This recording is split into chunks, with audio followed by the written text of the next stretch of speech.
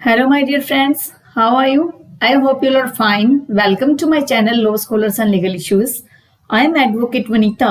I am presenting here again with another important topic that is related to latest judgments 2021. 2021 के जो judgements हैं वो मैं साथ साथ आपको करवाती रहूंगी जैसे मुझे इंपॉर्टेंट लगेगा। इसके अलावा हमारी इंपॉर्टेंट जजमेंट जो हैं 2017 के, उनके बारे में भी मैंने प्लेलिस्ट बनाई हुई है, काफी वीडियो अपलोड किए हुए हैं। फिर लेटेस्ट जजमेंट के साथ साथ हम जो है 2018 के जजमेंट भी डिस्कस करेंगे, क्योंकि जब ये लेटेस्ट जो जजमेंट है जो इश्यू में चल रहा है उससे रिलेटेड क्या प्री में एग्जाम में पूछा जा सकता है।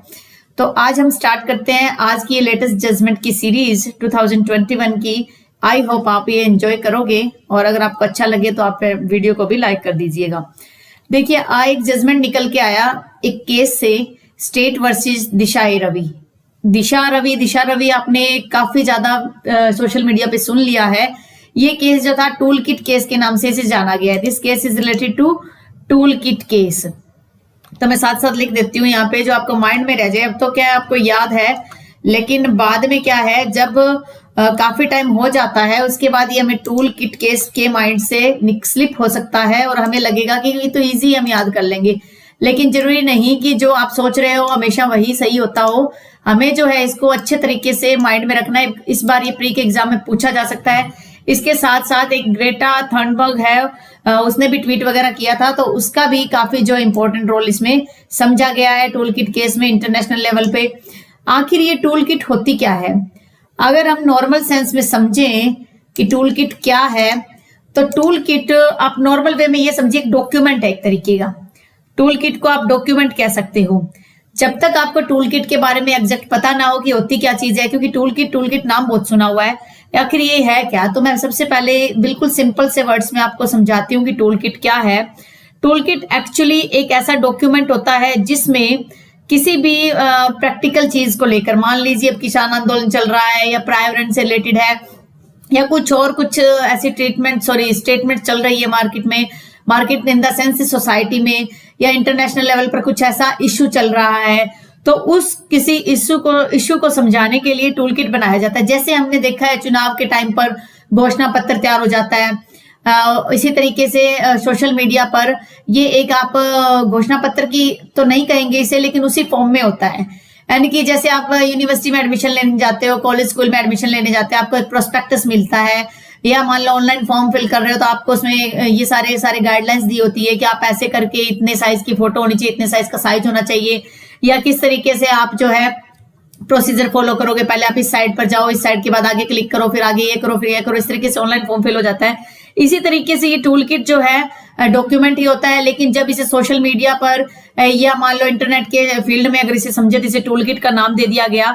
एक ऐसा डॉक्यूमेंट होता है जिसमें किसी भी पर्टिकुलर प्रोग्राम से रिलेटेड कुछ पॉइंट्स लिखे होते हैं और उस पॉइंट्स को इस तरीके से एलाबोरेट किया जाता है कि उन पॉइंट्स को देखकर आप जो है आगे उस प्रोग्राम से जुड़ पाए। जैसे किसान आंदोलन को काफी लंबे टाइम तक और बड़े लेवल पर बढ़ावा देने के लिए ग्लोबली जो है किसान आंदोलन को इश्यू बनाया हुआ है, तो उसमें आप कैसे एनरोल करें, कैसे उसको आप पब्लिकली सारा उसको एक तरीके से आप कह सकते हो कि उसको कैसे कैंपेन उसकी करें कि इस आंदोलन को ज्यादा से ज्यादा लोग जो है उससे जुड़ पाए। तो उसके लिए जगह जगह hashtag farmer agitation, hashtag farmer आंदोलन ऐसे करके लिखा हुआ है, जगह जगह हैशटैग कर करके ट्विटर पे या और जगह जो ये इंफॉर्मेशन शेयर की जाती है कि किस तरीके से आपने ऑनलाइन किसान आंदोलन की एप्लीकेशन से ऐड करना, ऑनलाइन कैसे जुड़ना है। तो ये सारी की सारी चीजें जिससे उस पर्टिकुलर कार्यक्रम या पर्टिकुलर आंदोलन पर इफेक्ट पड़ पाए, और वो इफेक्ट जो है उस आंदोलन या उस कार्यक्रम के दायरे को बढ़ाने के लिए किया जाता है। तो ये जो टूल किट दिशा रवि वाला जो मैटर है, ये क्या मैटर है, इसमें क्या हुआ कि एक क्लाइमेट एक्टिविस्ट है ग्रेटा थर्नबर्ग, उसने क्या किया, एक इंटरनेशनल लेवल पर किसान आंदोलन को सपोर्ट करने के लिए कुछ पॉइंट्स डिस्क्राइब कर दिए। उसमें आगे कुछ ऐसे फर्दर पॉइंट डाले कि आप इस पर क्लिक करोगे तो आपको किसान आंदोलन से जुड़ी ये चीजें मिलेंगी। तो ऐसे कर करके जो आगे जो है वो पॉइंट्स निकलते चले गए। तो उसी टूल किट को जो है कहीं ना कहीं दिशा रवि ने भी उसको आप कह सकते हो कि प्रमोट करने का कोशिश किया। तो दिल्ली पुलिस ने फिर क्या किया, दिशा रवि को अरेस्ट कर लिया और उसके ऊपर सेडिशन के अकॉर्डिंग चार्जेस लगा के उसको जेल में डाल दिया। तो 23 फरवरी 2021 वो दिन है जिस दिन दिशा रवि की बेल एप्लीकेशन की सुनवाई हुई और दिल्ली हाई कोर्ट ने काफी अच्छे व्यूज इसमें रखे, जो व्यूज हमें एक आम नागरिक को, एक भारतीय नागरिक को हमारे देश के कानून को समझने में कि कहां पर हमारे ऊपर देशद्रोह का मुकदमा बन सकता है, किस लेवल पे बन सकता है, क्या हमें देशद्रोह के मुकदमे में एक नॉर्मल हम विरोध करते हैं तो उसके अंदर भी हमें इन्वॉल्व किया जाएगा। तो टूल किट को आप दूसरे सेंस में ये भी समझ सकते हो कि जैसे बड़े बड़े होर्डिंग्स लगते हैं, पोस्टर लगते हैं कि उस दिन ये रैली होनी है, उस दिन ये हड़ताल होनी है, उस दिन ये आंदोलन होता है। जब इसको आप डिजिटल करके ऑनलाइन इसको सर्कुलेट करते हो, that can be said to a tool kit, तो उसे टूल किट कहा जाता है। तो इस तरीके से टूल किट में अगर सोचे तो क्या क्या चीजें शामिल है, सोशल मीडिया पे आप कुछ शेयर करते हो, हैशटैग लगाते हो, ऐसे करके काफी चीजें इसमें इंक्लूड होती हैं।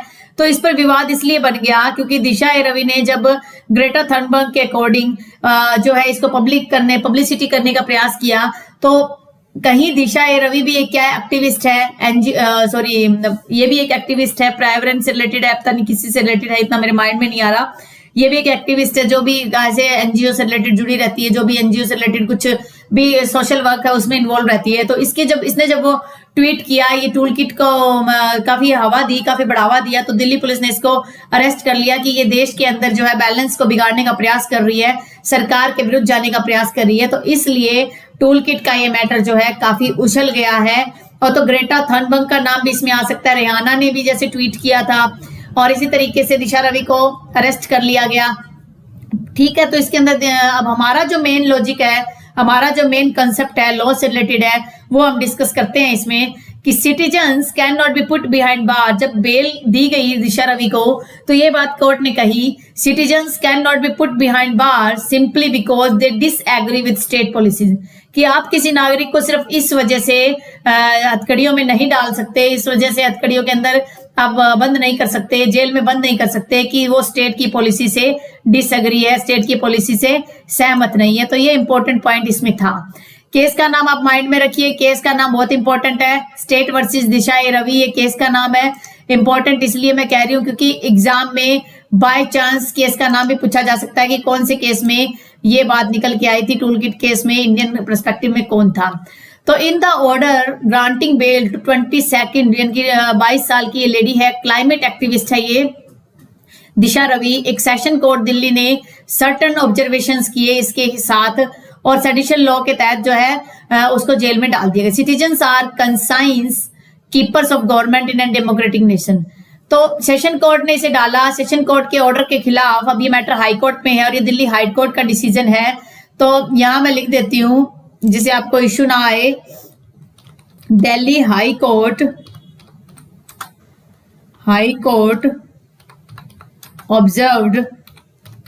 ऑब्जर्व किया and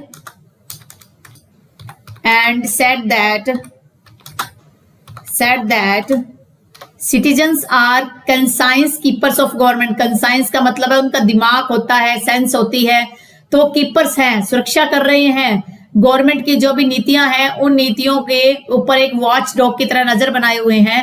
they can not be put behind the bar, वो इसलिए बार में नहीं डाल सकते, उन्हें जेल में नहीं डाल सकते कि कहीं वो आपके विरुद्ध पॉलिसी को बढ़ावा तो नहीं दे रहे हैं। स्टेट पॉलिसीज के अगर हम विरोध करते हैं तो हमें जेल में नहीं डाला जा सकता।